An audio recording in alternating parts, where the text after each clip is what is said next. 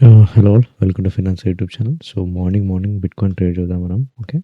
So ఇది opening line నిన్నటి హైలో ఇక్కడ ఈ లోకి ఒక లెవెల్స్ గీసుకున్నాను. జస్ట్ క్యాజువల్ లెవెల్ ఒక బాక్స్ లెవెల్. ఓకే. దాని తర్వాత మార్నింగ్ ఇది ఓపెన్ అవ్వగానే కొన్ని గ్రీన్ క్యాండిల్స్ పడి రెడ్ పడ్డది మనకి. ఓకే. రెడ్ పడ్డది. ఓకే. రెడ్ పడ్డాక మనం డిసైడ్ అవ్వచ్చు కిందికెళ్తుంది అది. ఏది కాసేపు for time being for some time. Okay. ఇక్కడ సెల్ చేయొచ్చు. ఇక్కడ సెల్ చేసి ఎందుకు సెల్ చేస్తామంటే ఇంకో రీజన్ కూడా ఎందుకంటే కింద పివోట్ అయిన ఈ 2 లెవెల్స్ ఉన్నాయి. అట్రాక్షన్ అనేది ఉంటది కంపల్సరీ. ఈ అట్రాక్షన్ ఉంటే కంపల్సరీ అక్కడ లెవెల్స్‌కి టచ్ అవుతది కంపల్సరీగా. సో, అన్నట్టుగానే ఇక్కడ అట్రాక్ట్ అయ్యి పివోట్ టచ్ అయింది. నెక్స్ట్ ఈ లెవెల్ మనం గీసుకున్న బాక్స్ టచ్ అయింది. ఓకే. అయిపోయింది. ఒక ట్రేడ్ అయిపోయింది. ఓకే. లేదు మనం ట్రేడ్ కంటిన్యూ చేస్తాను.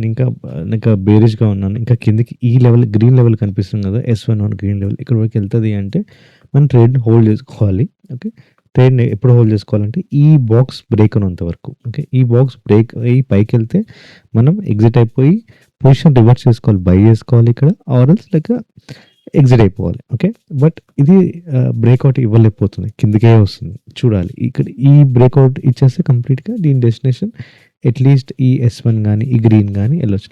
లేదా మనం ట్రేడర్స్‌గా ఇక్కడ నుంచి ఈ లెవెల్ వరకి మిడ్‌లో ఇక్కడ ఎగ్జిట్ అయిపోతే సరిపోతుంది మనకి. అంతే సింపుల్ ట్రేడింగ్. ఓకే. ఇక్కడ సెల్ చేస్తాం. ఫస్ట్ టార్గెట్ రీచ్ అయింది.